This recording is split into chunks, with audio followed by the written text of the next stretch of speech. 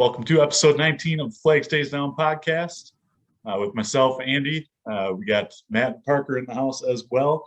And boys, it's been a good week. It's been a long time since we've potted without dropping points in a week, and it's been a Sunday fun day for me. I don't know about you guys. Happy 2022, happy January, happy no longer in December. Man, it feels good to get a couple of wins. Granted, against Chesterfield and Tottenham and not in the league, but hey, we'll take it. We're not going to complain about it. We always take wins over Tottenham. We don't care when. Especially what was supposed to be a full-strength Tottenham, just demolished. Oh, nothing sweeter. And, in that one, we got Kai Havertz starting it out early in the 5th minute. And we have probably the most Spursy thing to ever happen. A double doink own goal in the 34th. Really, this one could have been about 10-0 with the amount of chances we had. But, like we said, kind of a comprehensive win. And, for me personally, it was great to see Hakim Ziyech being the little magician that we all thought he would be when he signed now about 2 years ago. And, just those balls that he had, I just wish, Timo, Ram, all those guys could have put away. But it was still a fun game to watch. Ziyech was a highlight for me. I thought Malang Sarr played well. Alonso, I thought, played pretty well as well. And Saul's kind of back. He's put together a couple of solid performances here. But I think the winner here was Tuchel with a 4-2-2-2 lineup, not many options. I think his quote was, you can't play 5 defenders if you don't have 5 healthy defenders or something like that. But just to kind of make do with what you got. And then it's good to keep a clean sheet with Kepa, with Mendy gone at AFCON. Good to see him make a couple of saves as well. So all around solid performances from the boys. Yeah, and unfortunately I didn't get a chance to watch the game, but Parks, Collins, you guys are providing updates and kind of play-by-play, so obviously appreciate that. It sounded like a different Chelsea performance than we've seen in, I don't know, about the last three weeks or so. It seemed like a dominating Chelsea performance. Not just dominating possession, but just owning kind of that final third of the pitch. And that's something that we just haven't seen a whole lot of lately. It's kind of been, at least in my opinion, a little bit more counterattack-ish, where we kind of own that. But from everything that I've heard and everything that I've seen, it seemed like we were on the front foot the entire time. Tottenham didn't really have an answer for us, and we were just pushing forward with every chance that we got. So I'm sure I'll go back and watch it tonight or tomorrow, but it seemed like a great performance overall. Yeah, and Parker, you had mentioned that Saul had a great game. He was, for the first time this year, the Flag Stays Down man of the match. So kind of a turnaround for him. He's only played, 5 games now, and he has both a get the fuck out of here and a man of the match. So congrats to him. The one negative, though, was our get the fuck out of here winner, and that's Kai Havertz's finger. We've been dealing with injuries now for seemingly a month and a half, and just tack another one on. I don't know if you guys saw the image, but it's not a pretty looking finger. So hopefully quick recovery to him. Yeah, I felt bad for him. He had a really solid first half. I think he got subbed up at half, and he had the finger. I think he picked that one up with the goal, and then he took another knock later on as well. So he's getting beat up a little bit, but he put together a really solid performance, and he could have been a contender for man of the match had he played 80 minutes and been more positive in the second half. But Collins, when we were watching this match, man, the only word that came to mind was swag.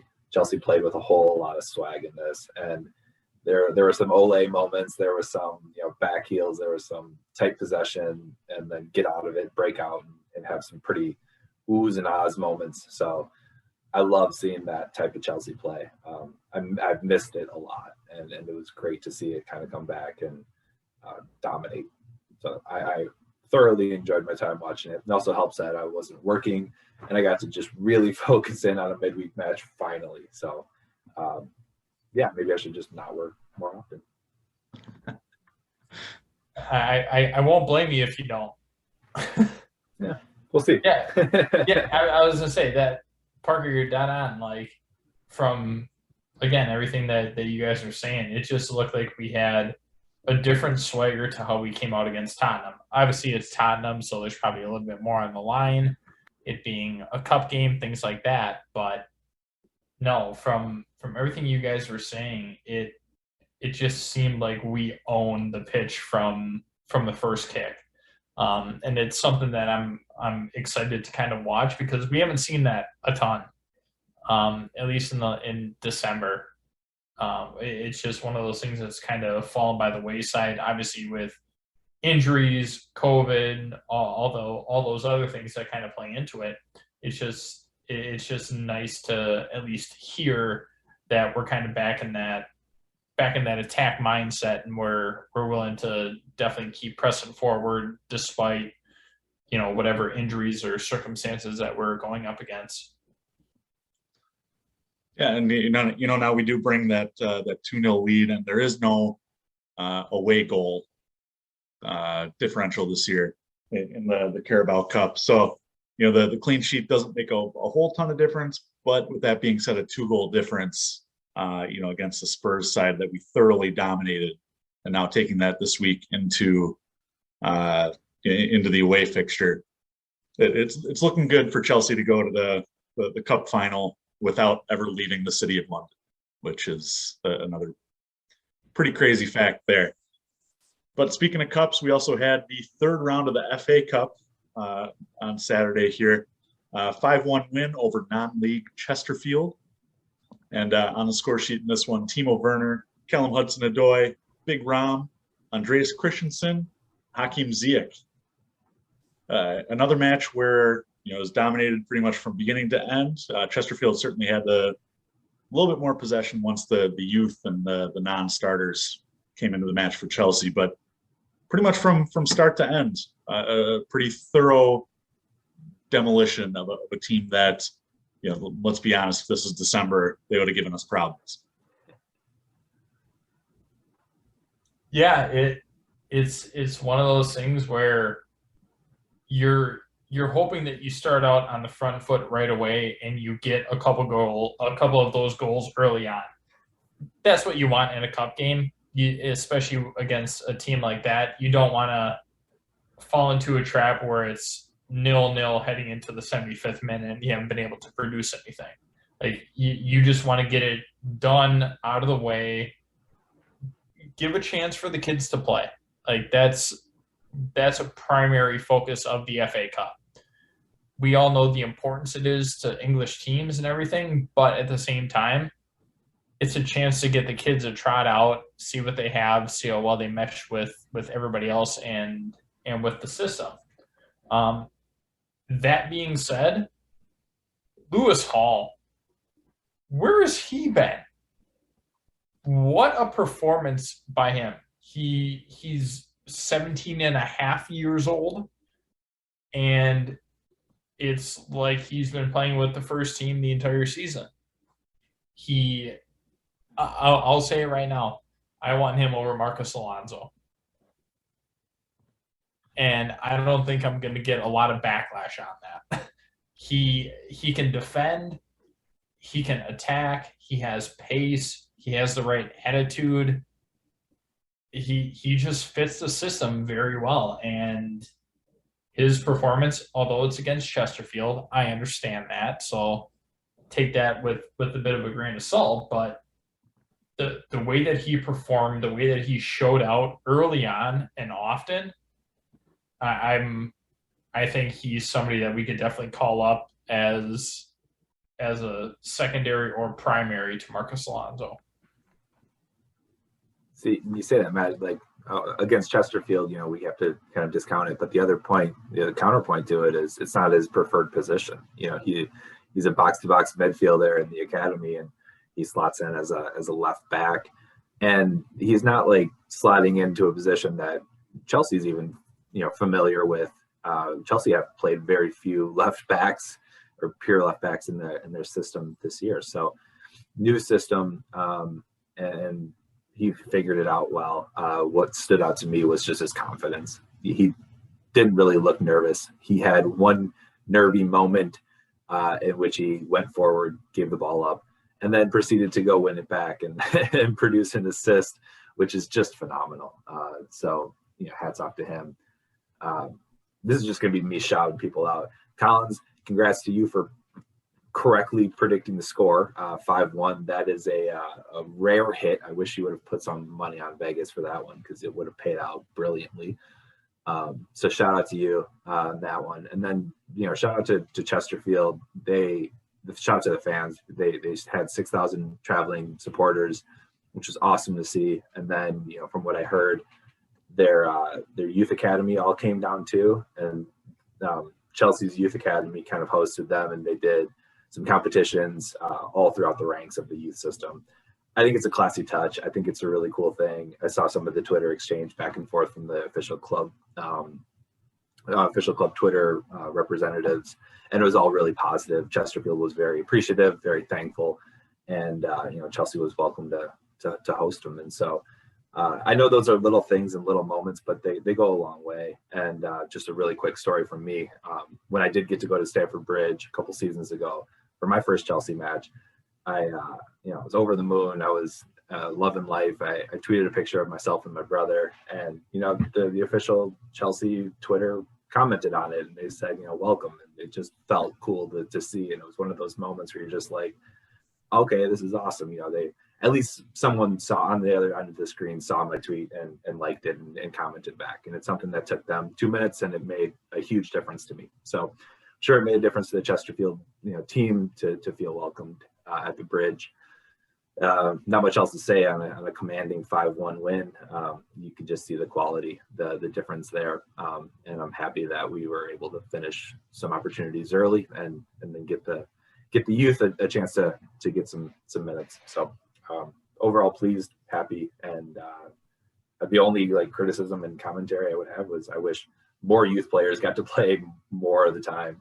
When I saw Kai Havertz coming on, I was like, okay, maybe not, but that's a nitpick there. So that's kind of all I got there.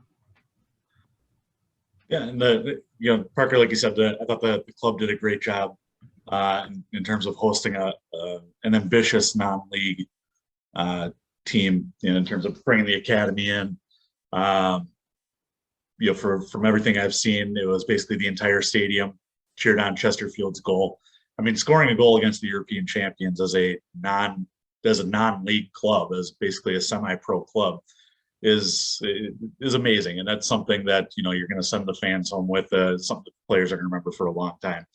So while it does suck to give up the clean sheet, it's from top to bottom. This is kind of a feel-good story match. So one additional thing is, I apologize for not remembering what his name was from Chesterfield who scored the goal, but he had just come back off of an ACL rehab after 9 months. And in a match like that, he's the one that scores the goal. It just warms your heart. You feel for it, and as you take your love of a club, you take that out of it. It's just a good, pure, heartfelt, emotional moment, and you have to applaud Chesterfield and obviously the individual that scored the goal. It was a great moment for them, and I'm very, very proud of the performance that they actually put out. And talking about feel good moments, definitely for Chelsea, turn the focus back to the club here. It's a good moment for Cobham, for the academy. I mean, you look and two of the scorers, while not necessarily recent academy grads, Callum Hudson-Odoi has been with the first team for a couple of years now. Christensen is now a veteran at this point, but he also came through the academy. Both of them scored some pretty fantastic goals. Callum Hudson-Odoi's was straight out of FIFA 22, that curler. Christensen, I thought, had sailed the header, 20 rows back, but it was a great, almost chip header, for lack of a better term. It was really good. And Parker, you had mentioned that we wish we could see some more of the youth in this one. We certainly had enough youth on the bench. You still had Webster and Simons available. Harvey Vale didn't come on until the 60th minute. Got to see a little bit of Lewis Baker, which was nice. But I that's one thing I don't understand is some of the subs in this one, specifically bringing on Havertz, and especially Ross Barkley. What was the point of bringing him on when you have so many youth midfielders on the pitch and you already have a 5-goal lead at that point? I wish we could bring Thomas Tuchel on the pod. We don't have that kind of reach, but it's something that just kind of boggles my mind as to the thinking behind that. It's almost like hurting his stock too, because he's going out there and getting outshone by 17-year-olds. It's not a great look. I almost ate my words, Collins. You were like, he's going to score right away. And I was like, no chance. And then of course he puts a ball, just like 2 feet over the crossbar. And I was like, okay. So, I mean, Ross still has obvious quality, but man, I don't get it either. I think Ross wins my sort of get the fuck out of here award in perpetuity until he leaves, because I could see him go at any time here now. I don't need to see him play for Chelsea anymore. He's had his chances. Don't really need to see much more. But the one person that I do love seeing, who I often forget isn't like a seasoned veteran, is Ruben Loftus-Cheek. I saw him get out there, and I'm thinking like, oh, why are we playing such a seasoned player? And I'm like, oh yeah, he's still young, which is still kind of funny in my own head. But he got to wear the captain's armband, and he had a pretty commanding performance in midfield, and shows why he is highly regarded in Chelsea. We haven't seen it for a bit now. He's been out with a couple injuries and COVID, so it was just good to see him back up there. I was happy. Yeah, and almost as much as this was kind of what we expected on paper, like we should kind of run over Chesterfield, it's at the same time, it's kind of a confidence builder, right? You have 5 different people on the score sheet. You have Timo, who we all know his history, especially at Chelsea last season. He needs goals. And granted, it was a tap in, but he had to collect it and deal with that. Cho with that beautiful R1 on the PS4 or PS5 and just curling it right into the bottom. That's big for him. I thought he had a very impactful performance. Ram probably should have had about 5. But he got 1. So, we take what we can get. Ziyech got his from the penalty spot. Christensen, I think collectively all 3 of us thought that he just absolutely skied that ball, and it wasn't even close. Which I think we're all in agreement he didn't mean to do that. It just kind of happened. But it's a confidence building game, and I think going through the December that we had, you need a match like that against Chesterfield. You need a good match against Tottenham. You need that to kind of get yourself level set on who you are, what you should be doing. You had a rough month, fine. Now reset and figure out what needs to happen. And the fact that we're slowly getting players back into the fold, I think helps tremendously.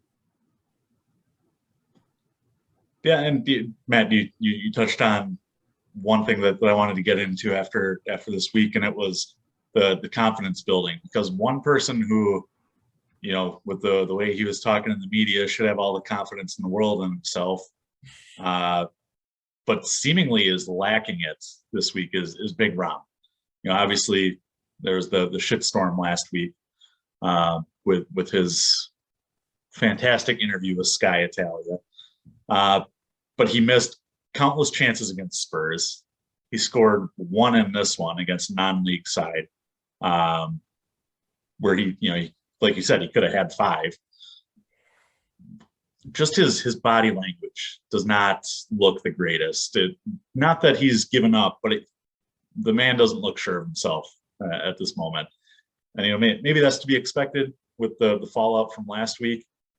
But overall, I'd say it wasn't a great week for Rom on the pitch, in my personal opinion. And honestly, to kind of piggyback on that, I don't think he's done anything for me to forgive him. At least, again, me personally. For those of you who heard my rant last week, I don't know. If you haven't heard Collins' rant last week, please go back and watch it because it was fantastic. Sorry. Right.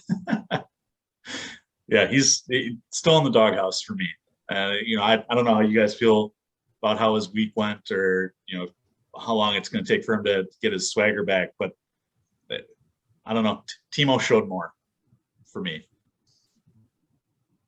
Matthew, you want to take this one? So, the thing that I will say is that during the match against Chesterfield, I thought that Rom was being aggressive. He was doing his hold-up play. He was bodying the center backs, doing Rom things, right? It's just the chances that he squandered. Maybe it's not that they should have been goals, but at least on target. He had a lot that missed the target, were high. That corner, that training ground routine from Ziyech, where it just fell right to his left foot and just right over the crossbar. Like, that's something with enough pace, it's no keeper's going to stop it. And to me, I think he's still working at the same rate that he was before. I do feel that he's still working hard. He knows he's got a long road ahead of him. I don't think that's lost on him. To me, against Chesterfield, I expected him to finish some of those opportunities, but it might just be a man kind of out of form, a little unsure of himself. We heard boos during that match when he had the ball. So, I mean, as a player, so all three of us, if you're a volleyball player, you say something like that, and then all of a sudden, anytime you get a kill or something like that, you get booed. What's that going to do to you mentally? Or you miss something and you get booed. Like, what's that going to do? So I think he's got a long road ahead. I do think that he is working hard to at least show out on the pitch as much as he can.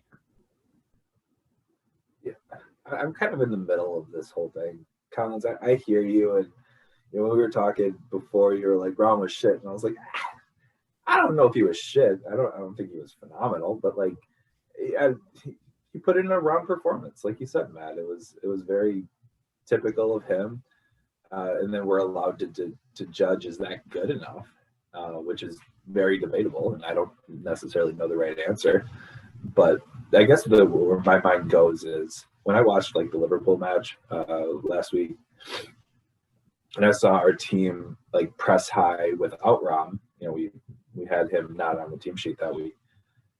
When we pressed high against Liverpool and won back possession in really good, dangerous areas for a lot of like the first half, I'm wondering, like, if Rom's out there, are we doing this? And that was kind of like what was going on in my head. And I don't think so. I don't think we can like press the same way when Rom's out there. I just don't think he's quick enough to really cover and to like, set that trap and then really go on it.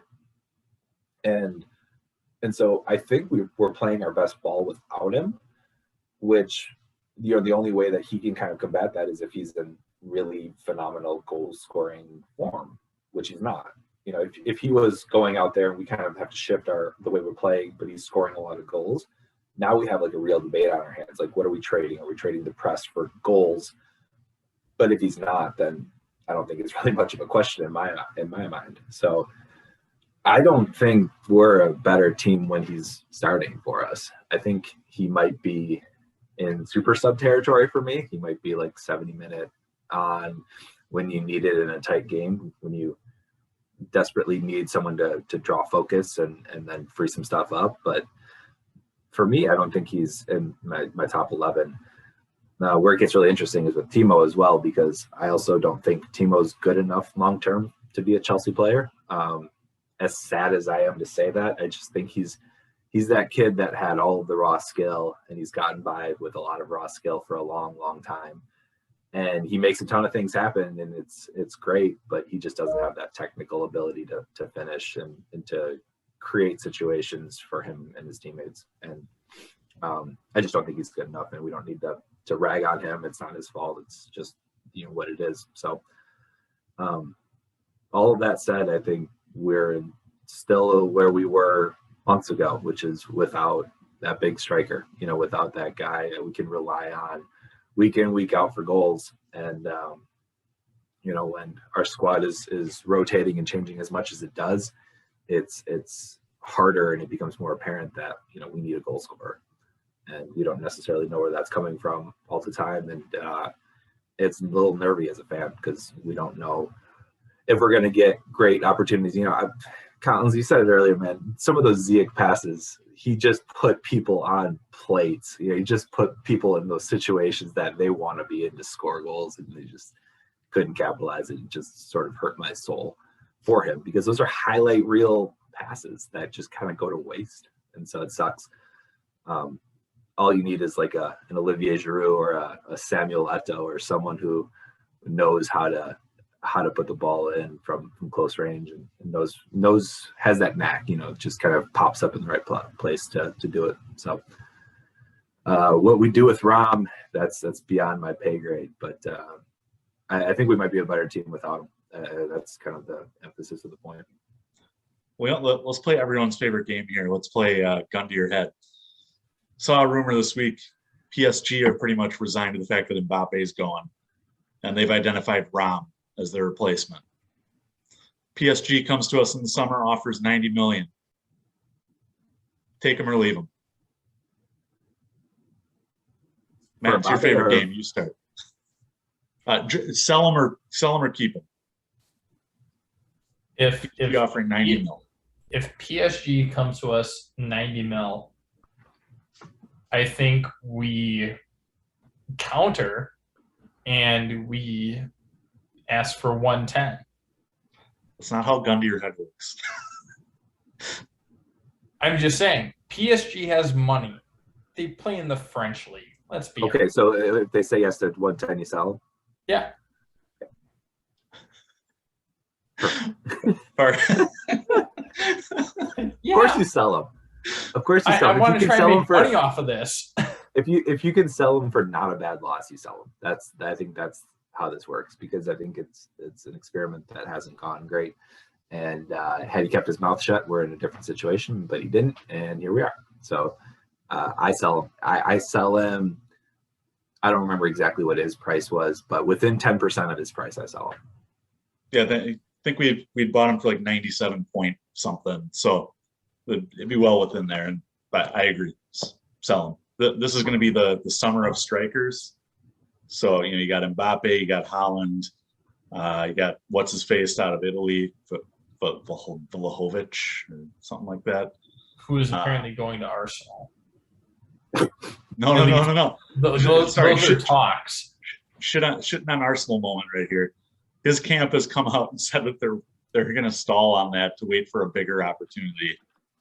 So sorry, Arsenal, you're not big enough. Maybe Arsenal can debut their 18th kit of the season to try to, wrangle them in. Come here. We have lots of kits. We're Puma. We're awesome. All right. So round 2 of gun to your head. And Collins, you cannot say Jovic. Who do you sign if you do sell Rom for 85-ish mil? Who do you sign as your next striker? Because Kai and Timo aren't going to hack it. I think I'm going out and getting 3, 2 of them on a free. Luis Suarez and Diego Costa on a free, both free agents. And then I think the third, you're going after whoever the big name ticket is. Whether that's if you can swing Holland, if you can swing Vlahovic. I think you got to go after someone big there. I think Holland would be my first pick if we can get him. I think Chiesa would be my second pick. I just like his game. I think he's dynamic. I think he's young and fast and pretty dynamic. So, but I think Holland would be the striker on everyone's front list. I think that that dude does things that other people can't. So he would be one of the guys that you would want to go after. Yeah, Holland is definitely the front runner for every major club right now, right? Mbappe, honestly, I don't think he's worth the money, at least right now. Like he's barely producing at PSG. So what does that say when you're barely producing in the French league and you have all the money in the world to basically buy the entire French league, and you have Messi, you have Neymar, and still not producing. So I would say Holland definitely.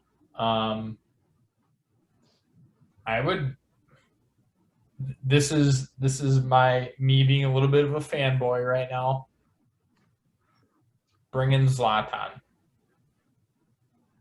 Bring him in. He's still scoring at AC Milan. He showed that he can score with Man United when he was, 34 years old? Give me a big bruising center forward that can just do work and who's not going to take shit from anybody. That's the epitome of that. And I'm pretty sure he's going to be on a free transfer as well. So take a look at that. Collins, you and I have kind of talked about, Anthony Martial. He might not be a bad option. Yeah, he played a lot of left wing for Man United, but I can't tell you the last time I've seen him play at all. So he's going to be real cheap. He was a very hot commodity about 4 or 5 years ago. Give him a shot. See what he can do. Especially if you're going to get him really cheap. So I think we have a lot of options. It's just what's going to actually work. And I think we're just going to go up against a lot of competition. It's going to be who do you court and who do you sort of highlight as your marquee signing, because the news always likes to talk about like who's on your list and who's your marquee transfer targets and stuff. And every big club is going to have some of the same people on the same lists. So it's going to be it'll be an interesting January, but more so in the summer. I think it'll be sort of frantic to try to get those big name people to come to your club. And Parks, you bring up a good point with a conundrum that we have at Chelsea right now with our shot keepers. We have Mendy and we have Kepa. Mendy, obviously the preferred number one. And then you have Kepa, who's making probably 3 times as much.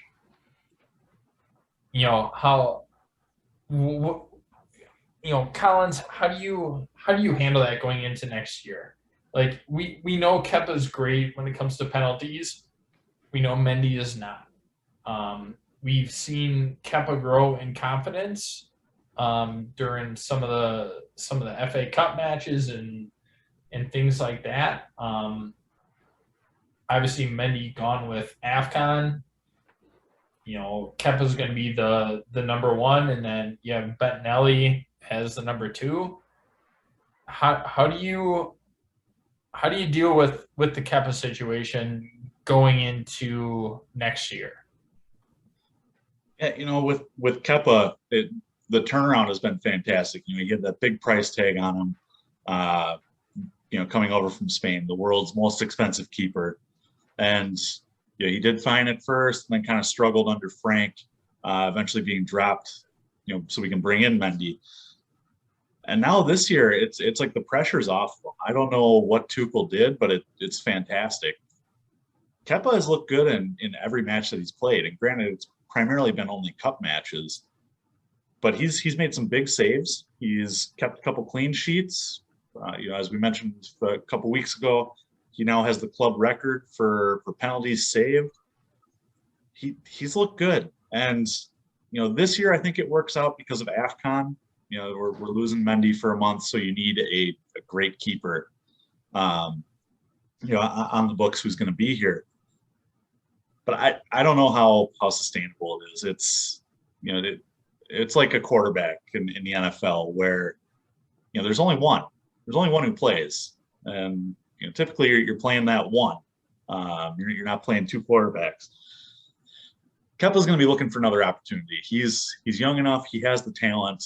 He's going to be looking to get back into the Spanish national team, and to do that, he needs playing time. I think if we can build back some of that value for him, and maybe if he wants to go play for Maurizio Sarri again, which I don't know why, but that seems to be the rumor. Sell him off, because AFCON's only every couple of years. So this is kind of a once in a couple year instance that this is going to happen. I love Kepa. I've got faith in him to finish out the year, but I think honestly he's got to go, and that's going to recoup some cash for us to spend elsewhere on the squad. Parker, what do you think? Couldn't agree more, man. The one thing I'll add is this month is going to be a hell of a test for him, because he's got some definite big matches ahead of him now with Tottenham City, Brighton, and then Tottenham again. He's going to face some shots. So I'm curious to see how he does. He can get over his I don't like to save shots outside the box mentality or whatever the hell was going on with that. The turnaround's been great. It's been well documented on this pod. His attitude, I never thought I'd be cheering for him kind of after what I saw when he refused to come out. I was just like, fuck this guy. I don't ever need to see him again. And so I didn't really ever think I'd be cheering for him. His turnaround's been great. Tuchel seems to have a way with people. He is a manager of players and personalities, which I think is impressive and great. But I think his value definitely has a chance to go up this month. And, I think he has to part ways with the club at some point here, because he's going to want to. He's not going to want to sit around and be second fiddle to anyone, and he deserves to play, and he deserves to be the starting keeper somewhere. So don't blame the guy for a second.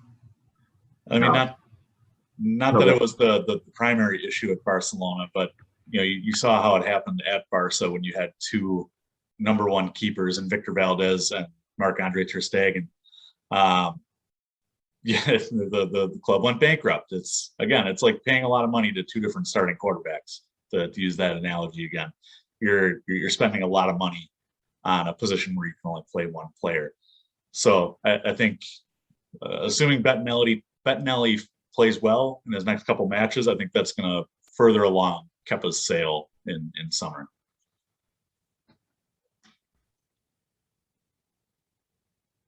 Yeah, I completely agree. Obviously, we didn't see a lot from Bettinelli in the Chesterfield match. Like, there wasn't, and the goal that was scored, there wasn't much he could do. I hold Malang Sarr responsible for that one, but there wasn't much he could do. But when he was called upon, he was there. He had good, solid saves. I don't see any reason to at least not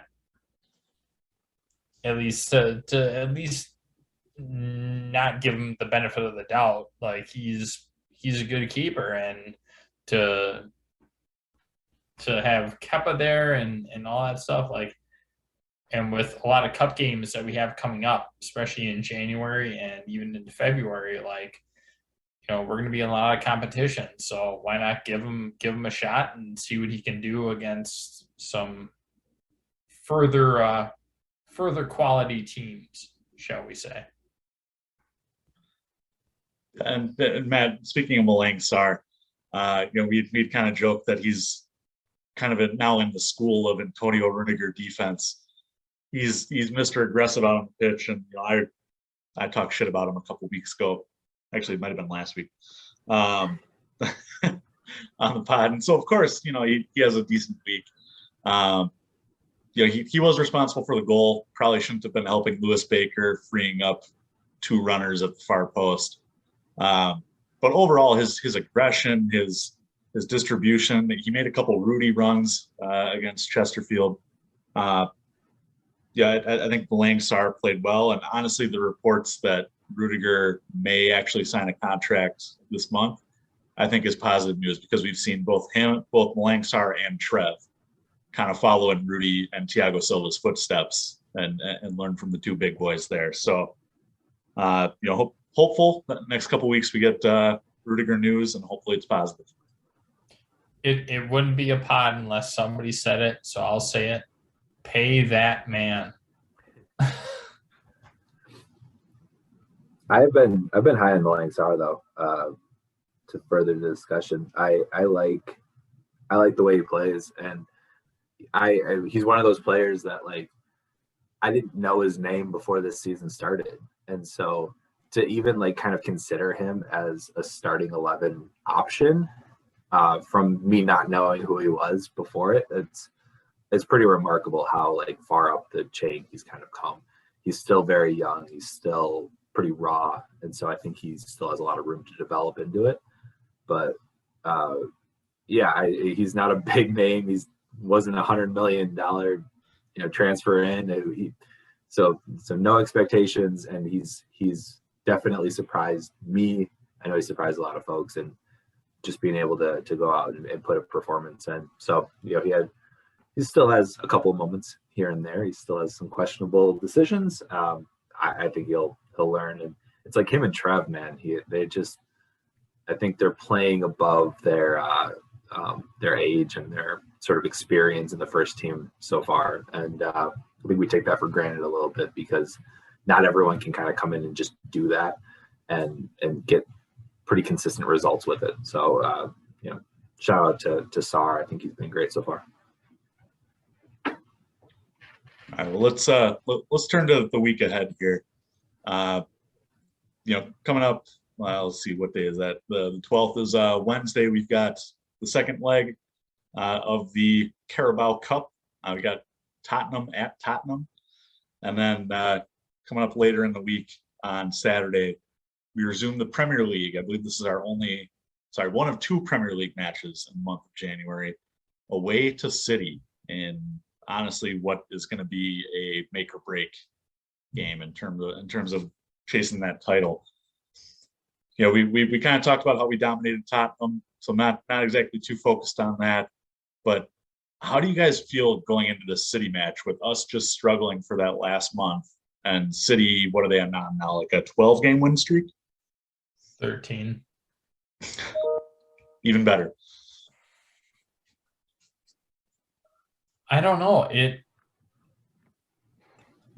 With City, like, this is where they shine, right? In kind of the grueling months, they usually tend to slip up a little bit in like that March window. But right now they've built such a good lead. Obviously, us drawing with Liverpool helped them out tremendously. I think as long as we have everybody healthy, I think if we have N'Golo Kante back, then we're fine. I could see it being a draw. I could see us winning. I could see, a bullshit scenario like the first time we played with that Gabriel Jesus deflected goal between three people. I could see that too, and that going both ways. I do still think the biggest issue that we're going to have is at left back.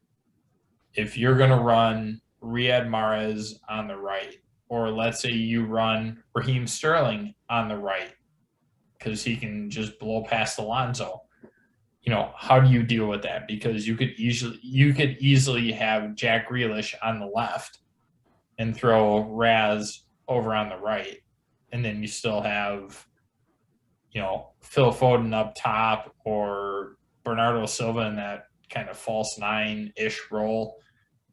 They have so many options, just like us. We all have a lot of options. The only difference is that Pep has had 5 years to implement his system and his style of play. So everybody knows what they're doing. Tuchel's had now a full year. And so people are still adjusting and learning. And I think the match against City is going to be a match where we're going to fully understand the value of N'Golo Kante and also Chilwell. Collins, what do you think? There's reason to be worried and there's reason not to. The reason to be worried is that obviously City does not have a Carabao Cup match in the middle of the week, so they will have not played since this weekend, where they played Swindon in the FA Cup. So they're going to be well rested. They played a lot of youth, a lot of reserve guys in that FA Cup match. So really, their last real match was Arsenal a couple weeks ago. They're going to be well rested, and that does not give me hope. Pep usually does well when he's got time to prepare for another team. What does give me hope is that Tuchel has won 3 out of his last 4 against Pep. And also, City seem vulnerable as of late.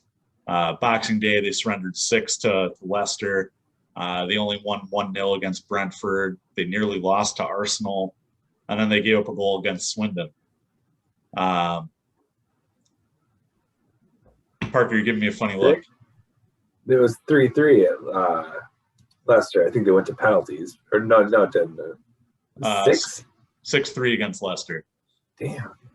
Crazy. Yeah. Sorry, I was like, wait, what? So, I mean, they've been giving up goals lately, which is good for us because, if they've been keeping clean sheets, we probably would not score with the way our offense seems to work. So, I don't know. I think, honestly, it probably ends in a draw, but that doesn't do well for the title race as we are 10 points out with, it'll be 22 games played at that point. I am optimistic of this match. For all of the reasons that you guys said, we don't have any business winning this match, and therefore I think we should win. Or I think we will win. I don't think we should win. I think on paper, you line this up, and I think City probably takes it. But I said it, I don't know if it was last week or the week before, but City's going to have their stretch where they don't play, their best. And Chelsea, I think, has kind of gone through their stretch where they don't play their best, and we call that December. And I think we're sort of past that, and I think we're playing better football, more consistent football. Obviously, I'm concerned with the schedule and the amount of injuries and all of the things that we talked about. I'm not blind and not naive to all those points, but I think there's something to be said where you're consistent in the fact that you play every midweek and every weekend, and you guys are going out there and they're starting to gel and they're starting to figure some things out. And what I really love about our team, I've said it a lot before, but what I really love about our team is our versatility, and people can kind of plug holes and go different places and play different spots and serve different roles on the team. And I don't think every team has that. And I know City's deep as well, but they're one COVID outbreak or one injury kind of spell away from dropping points. And I think Tuchel will have our guys kind of prepared for it. And I think, everyone's going to expect City to run away with it, but, Chelsea can still put out a team that does work. And Matt, I love what you said about Conte, because I think Conte is a huge key to the match. I think Kovac is a huge key to the match. I think if we can control the mid, we have a really, really good chance to win the match. Whether our guys can score goals, that's to be seen, and that's sort of what we rest on. But I think we have a really good chance to pull one out and to win against City. I'm never confident going in against City, but this one I feel like we're going to pull it out. Yeah, and one additional thing is, because I watched the City match against Swindon Town, they had 7 first-team starters out with COVID. So, obviously we, regardless of what team that you support, anything or player, we don't want that to happen, but at the same time, we don't know what they're going to come back as, because obviously it impacts people differently. So it might, some people might be out, some big players might be out, some may not. We don't know. It kind of boils down to that whole equation of, what does COVID do and what's the actual scenario around it. So it's always been a big question mark. So we'll have to see what happens. So what do you guys expect in this match? You go back to last season and then to our first match against them this year, and we've ceded quite a bit of possession, which is odd for our team. Typically, we win the possession battle, but we lost it to an extreme earlier in the year. I believe it was close to 70% Man City had. And then the Champions League final, obviously, we were playing to counter the whole time. Do you think Tuchel changes that strategy at all, or do you think we continue to play for the counter? I think it depends on who we have available at center back. If we can run Rudy, Thiago Silva, and either Dave or Trev, then we're fine. Because you have all that experience. You have a back line that understands the system, especially Thiago Silva, who played under Tuchel at PSG. So you have that. And Thiago Silva, obviously a leader. He's not going to keep up with the quickest of people, but he's going to put himself in a position to be able to be effective, as we've seen game in and game out when he's been playing. He's arguably been our best player and most consistent player all year. I just think that it depends on that. It depends on if we have N'Golo Kante. I personally don't want, and this is not Jorginho hate, I don't want Jorginho in that match against City. I want Kova and I want Kante. I think that is your best bet going up against a very prolific midfield from Man City. Those are your best options. Maybe throw on Jorginho as a late sub if it's 0-0, try and calm things down. That's fine, but you need somebody who can run both ends of the pitch, not afraid to make those runs. Kante is going to be pressing up top, so I think that's what you need. You have to attack Man City with what they do best, right? The best defense is a strong offense. The best offense is a strong defense. However you want to look at it, you have to throw it right back in their throat, right? If they do one thing well, you have to throw it right back at them. They're good at high press. We have to throw that right back at them and see how they do it. And I think that's going to be the key to the game. Do we take it to them or do we let them dictate? And I think the high press is the key for us. I think if we're able to press them the way we press Liverpool, I think the possession battle evens out a little bit more. If I was a betting man, I'm guessing City will have a bit more, but I'm guessing it's more like 55-45 than 70-30 kind of a possession. So I think that's only a product of when we get possession. When Kova and Conte get possession, they look up and they kind of send balls long, which just doesn't result in those spells of possession. So I think that'll be more of our attack than that traditional build-up play. And I think we're almost better when we do that anyway. So I'm not mad about it.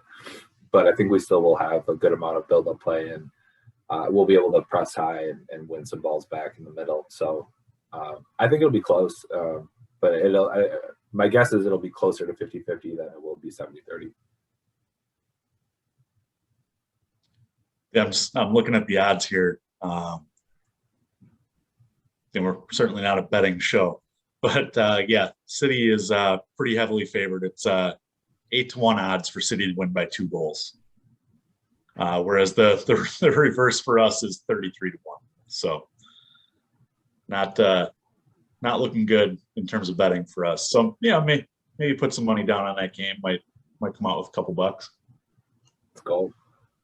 Easy money. $5. $5 all day. All right. So with that, I think we'll wrap up this week's pod. Again, we got Spurs and City this week, so I'm guessing next week's pod should be a real interesting one. Hopefully, coming away with 3 points and moving on to the final of the Carabao Cup. But we shall wait and see. In the meantime, you can certainly follow us on all social media, Facebook, Instagram, and Twitter at FlagDownPod.